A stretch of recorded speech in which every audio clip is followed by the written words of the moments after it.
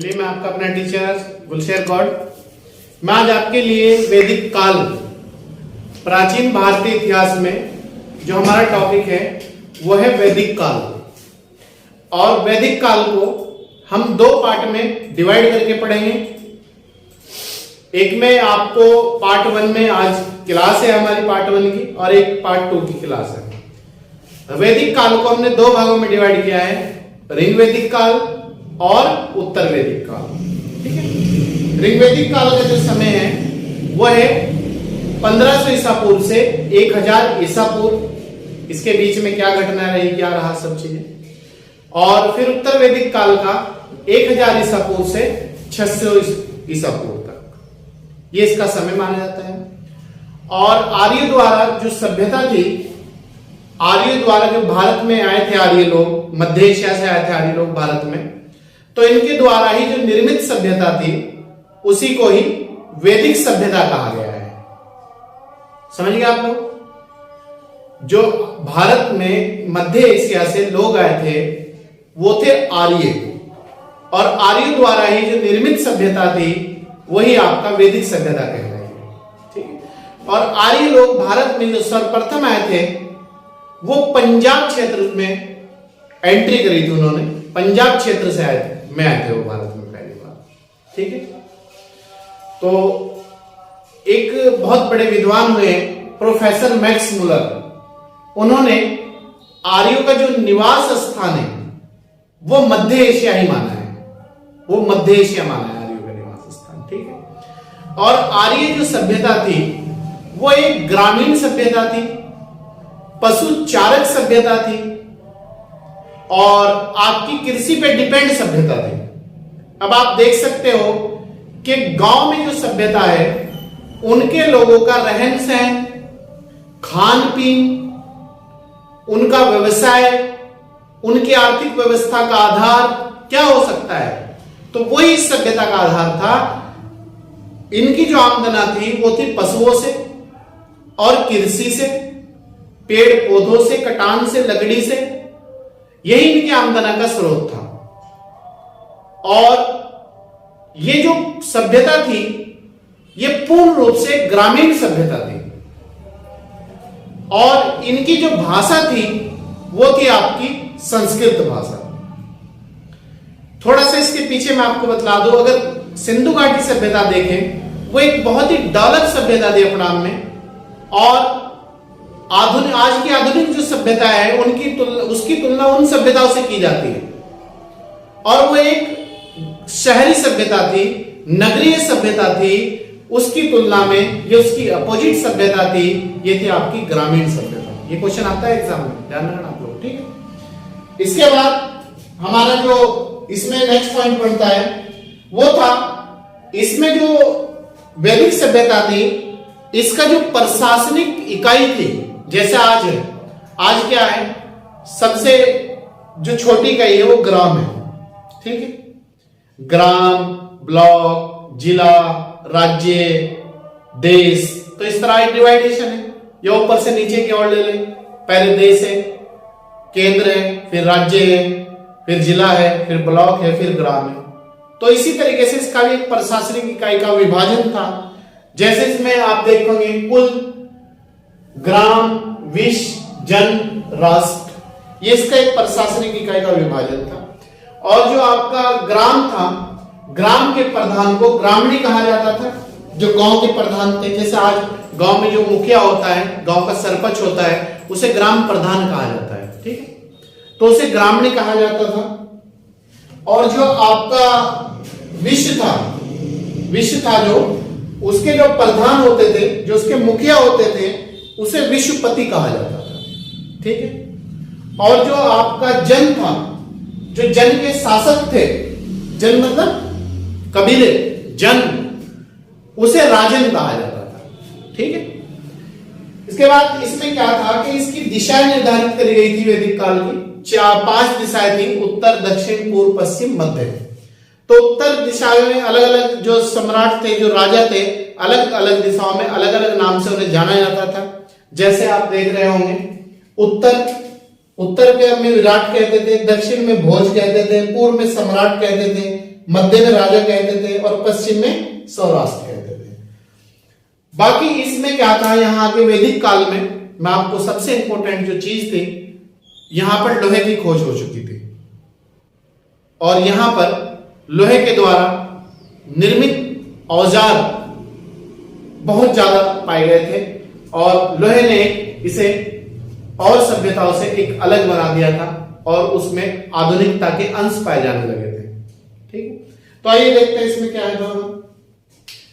वैदिक काल को दो भागों में बांटा गया है। आप याद रखना, इसका समय पूछा गया एग्जाम में कि वैदिक काल का समय कौन कौन सा गया है। ऋग्वैदिक काल 1015 ईसा पूर्व से 1000 ईसा पूर्व और दूसरा उत्तर वैदिक काल 1000 से 600 ईसा पूर्व। ठीक है, आर्य लोग भारत में सर्वप्रथम पंजाब क्षेत्र में बसे थे, पंजाब क्षेत्र में बसे थे और ये मध्य एशिया से भारत में आए थे। याद रखना, मध्य एशिया से चारागाह की खोज में भारत आए थे, क्योंकि पशु चारक सभ्यता थी, ग्रामीण सभ्यता थी, तो जाहिर सी बात है पशु को चारा दिलाने के लिए, खिलाने के लिए, पिलाने के लिए तो आजीविका तो चलानी ही थी उन्हें अपनी, तो उसके खोज में भारत आए थे। आर्य द्वारा निर्मित सभ्यता का नाम वैदिक सभ्यता है। आर्य सभ्यता याद रखना ग्रामीण सभ्यता थी, बार बार बतला रहा हूं, आर्य सभ्यता ग्रामीण सभ्यता थी, जबकि सिंधु घाटी सभ्यता नगरीय सभ्यता थी। ठीक है, और इनका मुख्य व्यवसाय जो था कृषि और पशुपालन था। कृषि पे डिपेंड थे, पशुओं पे डिपेंड थे और इनकी जो भाषा थी वो थी आपकी संस्कृत, संस्कृत भाषा थी। ठीक है, और व्यवसाय कृषि और पशुपालन। कैसी सभ्यता थी? ग्रामीण सभ्यता थी। और ये जो सभ्यता थी ये पितृ सत्तात्मक सभ्यता थी। जैसे आज पिता घर का एक मुखिया माना जाता था, पिता के हाथ में ही सब अधिकार होते थे, जबकि सिंधु जो घाटी सभ्यता थी वो आपकी मातृ सत्तात्मक सभ्यता थी। ठीक, आर्यों की प्रशासनिक इकाई का आरोही क्रम, याद रखना आरोही क्रम, कुल, ग्राम, विश्व, जन, राष्ट्र, ये होता था इनकी प्रशासनिक इकाई का आरोही क्रम। ग्राम के प्रधान को ग्रामणी कहा जाता था, याद रखना, जबकि विश्व के प्रधान को विश्वपति कहा जाता था। ग्राम के प्रधान को ग्रामणी कहा जाता था और विश्व के प्रधान को विश्वपति कहा जाता था और जन के शासक को राजन कहा जाता था। जन का जो शासक होता था उसे राजन कहा जाता था। ठीक, इसके बाद कुछ दिशा और उनके राजाओं के नाम ये मैच करवा लेता है कभी कभी एग्जाम में। तो उत्तर जो दिशा थी उसका जो राजा था उसका नाम था विराट। दक्षिण दिशा के जो राजा थे उसे भोज कहते थे। पूर्व का जो राजा था उसे सम्राट कहते थे और मध्य के जो राजा थे उसे राजा ही कहा जाता था, मध्य दिशा में राजा ही कहते थे और पश्चिम में सौराष्ट्र कहते थे। ये कुछ दिशा थी जो इंपॉर्टेंट थे और उनके राजाओं के नाम थे। देखो इसके बाद हमारा ये है, ऋग्वेद में किसी भी प्रकार के न्यायाधिकारी का प्रमाण या उल्लेख नहीं मिलता। मतलब आपको ये पता है कि ऋग्वेद सबसे प्राचीन वेद है, तो ऋग्वेद में कहीं भी किसी भी न्यायिक अधिकारी का उल्लेख नहीं मिला है या प्रमाण नहीं मिला है। ठीक है, क्वेश्चन आता है। दूसरा है, वैदिक काल में दो समिति होती थी, एक होती थी सभा और एक होती थी समिति। तो ये दोनों राजा को सलाह देने वाली संस्था थी। एडवाइजरी बॉडी कह लो राजा की, सभा और समिति दोनों सलाह देती थी राजा को उसके कार्यों के लिए। जो सभा होती थी वो थी श्रेष्ठ लोगों की, श्रेष्ठ लोगों का मतलब है पढ़े लिखे लोगों की, प्रबुद्ध लोगों की। और जो समिति थी वो थी आपकी आम जनता की संस्था। ठीक है, और सभा और समिति इन दोनों में ही महिलाएं भाग ले सकती थी, सभा में भी और समिति में। महिला सभा और समिति में भाग लेती थी। ठीक है, इसके बाद दूसरा पॉइंट है, प्राचीन काल में या वैदिक काल में जो युद्ध होते थे वो होते थे गायों के लिए, गायों की खोज, गायों की लूट। यह माना जाता था कि उस समय जिसके पास जितनी गाय इतना ही वो अमीर व्यक्ति होगा। तो उस समय युद्ध जो होते थे, जो कबीले होते थे, युद्ध में कबीले का जो नेतृत्व करता था उस समय राजा करता था, ठीक है। और गविष्टि शब्द का प्रयोग हुआ है, उसका मतलब है गायों की खोज, गायों के लिए युद्ध। तो ये पॉइंट देख लेते हैं। युद्ध के समय कबीले का नेतृत्व राजा करता था। युद्ध जो होता था उस समय कबीले होते थे, तो वहां कबीले का जो नेतृत्व करता था वो राजा करता था। और युद्ध के लिए गविष्टि शब्द का प्रयोग हुआ है। युद्ध के लिए गविष्टि शब्द का उल्लेख मिलता है, और गविष्टि का जो अर्थ होता है वो है गायों की खोज। ये क्वेश्चन बार बार आता है एग्जाम में, आप याद रखना। गविष्टि जो शब्द है उसका जो अर्थ है वो है गायों की खोज। तो प्राचीन काल में जो युद्ध होते थे वो गायों के लिए होते थे। गाय, ये माना जाता था जिसके पास जितनी गाय इतना ही वो अमीर व्यक्ति, इतना ही वो शक्तिशाली व्यक्ति, ठीक। इसके बाद ऋग्वेद के 7वें मंडल में, याद रखना, ऋग्वेद के 7वें मंडल में एक युद्ध हुआ था 10 राजाओं के बीच, 10 राज्य युद्ध। तो आप याद रखना, ये क्वेश्चन आता है 10 राज्य युद्ध किस किस के मध्य लड़ा गया। तो राजा सुदास और 10 जनों के बीच हुआ था। और ये युद्ध जो हुआ था, ये युद्ध आपका पुरुषनी, वर्तमान में रावी नदी के तट पर लड़ा गया था, और इसमें राजा सुदास की विजय हुई थी। तो ये क्वेश्चन आता है 10 राज्य युद्ध का उल्लेख जो है किस मंडल में। तो आप याद रखना, ऋग्वेद के 7वें मंडल में 10 राज्य युद्ध का वर्णन मिलता है। और ये जो युद्ध था ये पुरुषनी या रावी नदी के तट पर लड़ा गया था। याद रखना, किस किस के मध्य राजा सुदास और 10 जनों के मध्य हुआ था। राजा सुदास किसमें विजय हुई, ठीक है, ये क्वेश्चन आता है। और ऋग्वेद में समाज 4 वर्णों में विभाजित था। इसमें हमें चतुर्वर्ण की जानकारी मिलती है। मैं पहले भी आपको पढ़ा चुका हूं कि ऋग्वेद से हमें चतुर्वर्ण समाज की जानकारी मिलती है। और वो चतुर्वर्ण क्या था? ब्राह्मण, क्षत्रिय, वैश्य और शूद्र। तो इसकी जो हमें जानकारी मिलती है, चतुर्वर्ण, यह समाज 4 वर्णों में विभाजित था, उसको हमें ऋग्वेद से मिलती है, ठीक है। इसके बाद आर्य जो समाज था, मैं पहले बताया अभी आपको, वो एक पितृ प्रधान समाज था। वहां पर जो मुखिया होता था, जैसे आज घर का मुखिया पिता होता है, पिता के हाथ में सब अधिकार होता है, तो ऐसे ही होता था। तो आर्य जो समाज था वो पितृ प्रधान था। समाज की जो सबसे छोटी कई थी वो थी परिवार। समाज की सबसे जो छोटी कई थी परिवार था। और परिवार का जो मुखिया होता था वो था पिता, जिसे कुलप कहते थे। क्लियर है यहाँ तक के पॉइंट? समाज पितृ प्रधान था, पिता के हाथ में अधिकार होता था। समाज की सबसे छोटी जो इकाई थी वो था परिवार। परिवार का जो मुखिया था वो पिता था, और पिता को कुलप कहा जाता था, ठीक है।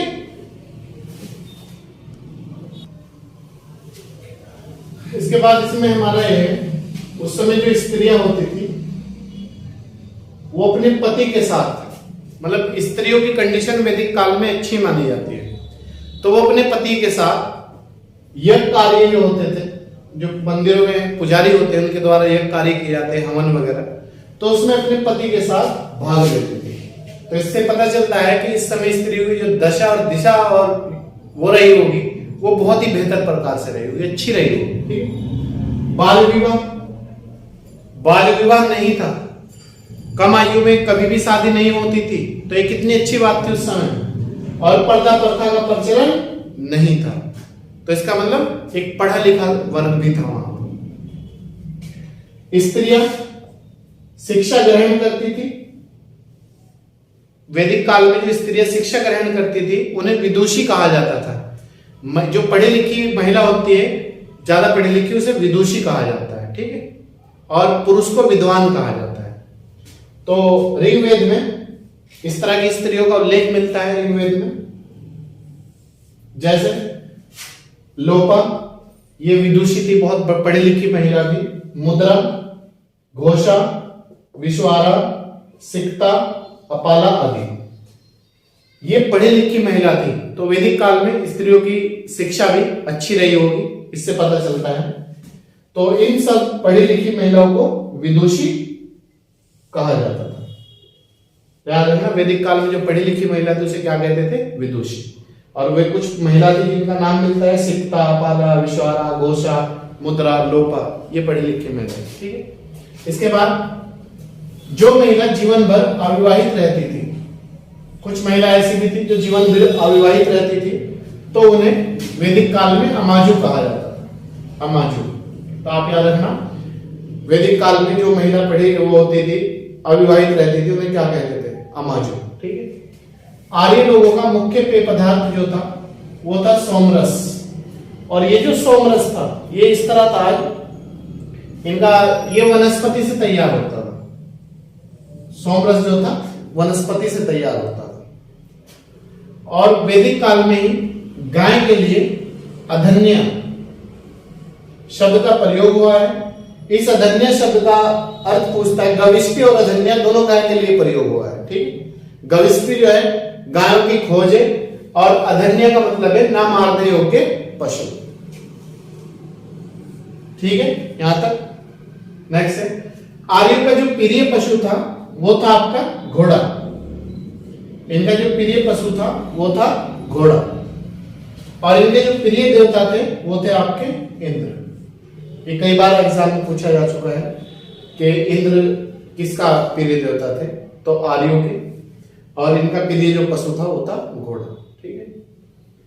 आर्यों द्वारा जो खोजी गई धातु थी वो थी लोहा। मैंने आपको सिंधु घाटी सभ्यता में बताई थी कि यहाँ लोहे की खोज नहीं हुई थी, वो आगे चल के वैदिक काल में खोज होगी।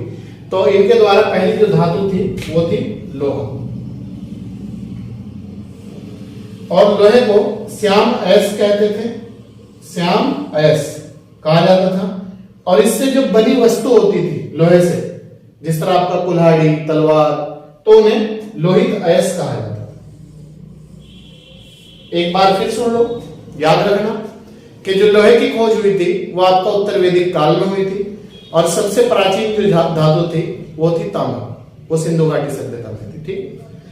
तो लोहे को जो है श्याम ऐस कहा जाता था।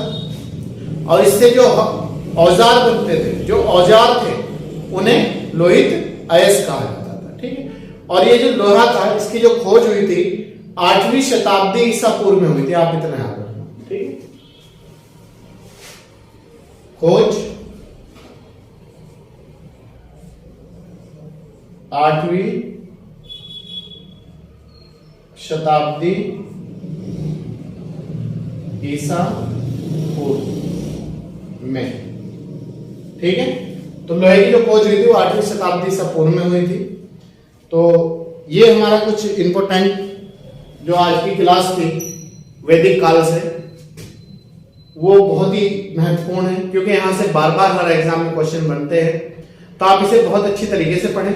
और कोई चीज समझ में ना आए तो आप बाय कॉल या फिर कमेंट बॉक्स में कमेंट करके हमें बताएं कि ये चीज समझ में नहीं, तो हम आपको कंटिन्यूटी के साथ समझाएंगे भी और आपको बताएंगे भी, या आप बाय कॉल कर लीजिएगा। कॉल जो है आपका अबाउट में कॉल नंबर पड़ा है, आप वहां से आके कॉल भी कर सकते हो। ठीक है। आप सब लोगों का वेलकम है।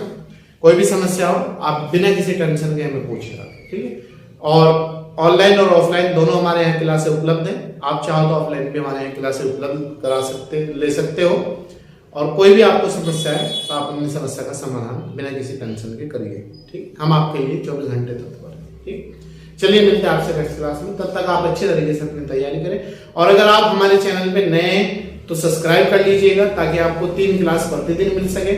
और अगर पुराने हैं तो कंटिन्यूटी के साथ और लोगों को भी जोड़ने की आप कोशिश करें ताकि और लोगों भी हमारा एजुकेशन का और हमारी क्लासों से फायदा उठा सके, ताकि उनका भी जो आगामी परीक्षा है उनमें वो भी सफल हो सके। ठीक है। चलिए मिलते हैं आपसे नेक्स्ट क्लास में। तब तक आप अच्छी तरीके से मेहनत करिएगा। ठीक। ओके।